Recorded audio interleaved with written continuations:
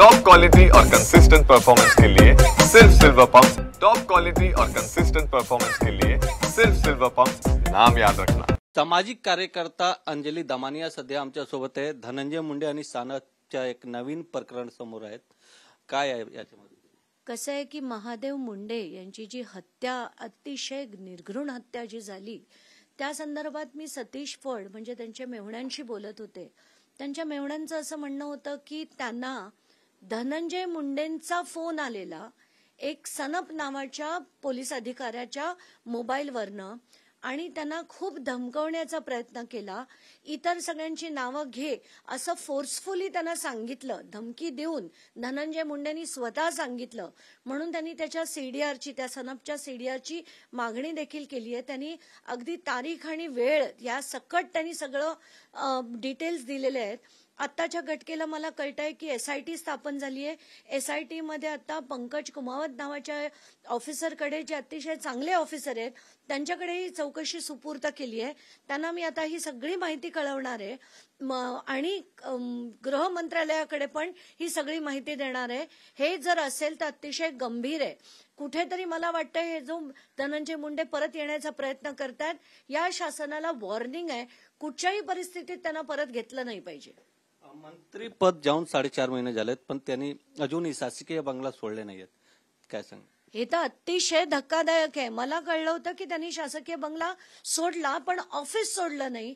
म्हणून मी मंत्रालयाच्या GAD डिपार्टमेंटचा continuous follow up करून ती त्याची बाहेरची पाटी सुद्धा बदलायला लावली होती। पण आत्ताच्या घटकेला जर शासकीय बंगला त्यांनी सुपूर्द केला नसेल तर तो परत दिलाच पाहिजे, ताबडतोब दिला पाहिजे।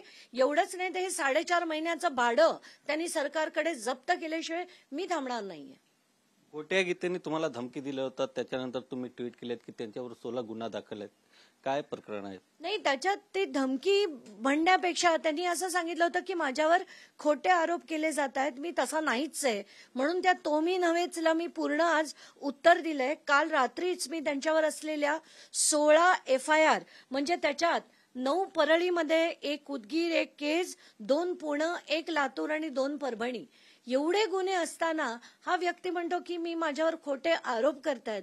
मला वाटतं तो अशा लोकांबद्दल न बोललेलंच बरं, पण यांना अटक तात्काळ करायला हवी, एवढीच पोलिसांना मी परत परत मागणी करेन। पण तो सोशल मीडियावर व्हिडिओ टाकतात, धमक्या देतात, पोलिसांनी का अटक करत नाही? काय अडचण आहे? मला बीडमध्ये पोलिसांचं आणि या गुन्हेगारी टोळ्यांचं जे संगनमत आहे ना, त्यांना कुठेही ते इतकी पळून जाण्याची मुभा कशी मिळतेय? कारण तेच लोअर रँकिंग पोलीस ऑफिशियल्स आहेत, ते त्यांना मदत करतायत, सगळ्या गोष्टी सांगतायत। पोलिसांनी समजा धाड टाकायची ठरवली, तो माणूस पनवेल, पुणे, ओरिसा, आसाम कुठे कुठे जातोय हे सगळे वेअरअबाउट्स मला कळतायत। पण पोलीस पोहोचण्याच्या आधी तो तिथनं गायब असतो। याचा अर्थ लोअर पोलीस ऑफिशियल्स सगळी माहिती त्यांच्यापर्यंत पोहोचवतायत। मनसे प्रमुख राज ठाकरे यांच्या इशाऱ्यानंतर काल पनवेलमध्ये मनसे कार्यकर्त्यांनी एका डान्स बारमध्ये तोडफोड केली। तुम्ही कसं बघतात? मला मनसेच्या राज ठाकरेंना अगदी विनम्रतापूर्व असं सांगायचंय की माझ्याकडे आता 15 डान्स बार्सची माहिती आहे, जी ठाण्यात म्हणजे एकनाथ शिंदेच्या घराच्या जवळ आहे। तर तुम्हाला मी ती माहिती पाठवते, ते व्हिडिओज पाठवते। या प्रत्येक डान्स बारवर तुम्ही कारवाई करा। एवढंच नाही तर महाराष्ट्रात चाललेल्या सगळ्या डान्स बारवर तुम्ही कारवाई करा आणि चुकीचे ज्या ज्या गोष्टी चालल्यात त्या बंद करा, अशी विनम्रपणे तुम्हाला विनंती करते। अगदी बरं वाटेल आमच्यासारख्या लोकांना अशी जर कारवाई तुम्ही केलीत तर। रामदास कदम यांनी मनसेच्या या कदमाला स्वागत केलं, जे यांनी तोडफोड केले त्याचे स्वागत केले। नाही, रामदास कदमांना सुद्धा मला सांगायचंय की ठाण्यातले हे जे 15 डान्स बार आहे याची माहिती मी तुम्हाला पाठवते, तुमच्या गृह राज्यमंत्री मुलाला पाठवते। त्याच्यावर खरंच तुम्ही कारवाई करा। ठाण्यात एकनाथ शिंदे जिथे राहतात त्याच्या 2 किलोमीटरच्या रेडियसमध्ये हे 15 डान्स बार चाललेत। त्याची व्हिडिओ सकट सगळी माहिती तुम्हाला, तुमच्या मुलाला, जो गृह राज्यमंत्री आहे त्याला पाठवते। प्लीज कारवाई करा अशी तुम्हाला नम्र विनंती। मुख्यमंत्री देवेंद्र फडणवीस यांनी सांगितले की मराठी भाषेच्या नावावर जर हिंसा होत असेल तर त्यांच्यावर मी नक्कीच कारवाई करणार आहेत, असा इशारा ठाकरे बंधूंना दिला। नाही, प्रत्येक हे जे फडणवीस म्हणालेत, अतिशय बरोबर म्हणालेत की त्याच्या नावावर हिंसा होऊ नये. जर कोणी मराठी भाषेचा अपमान केला, मराठी भाषिकांचा अपमान केला तर कारवाई व्हायला हवी. पण तुम्हाला मराठी येत नाही म्हणून हे जी मारपीट चालली आहे, कायदा हातात घेणं चाललंय, याच्यावर कारवाई ही नक्कीच झाली पाहिजे. या गोष्टीचं मी समर्थन करते. त्यांनी आपण सांगितलंय की भाषेच्या नावावर राजकारण नको, पण जर निशिकांत दुबे महाराष्ट्रात आले तर त्यांचे आम्ही स्वागत करू.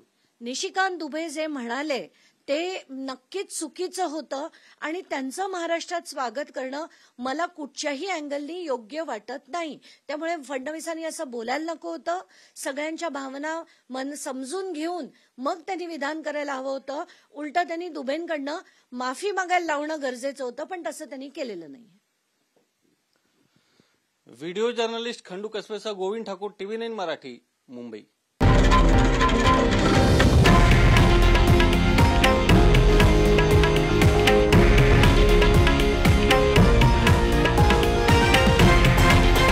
हे आहे देशातील नंबर 1 न्यूज नेटवर्क आणि आपण पाहत आहात TV9 मराठी, एकमेव.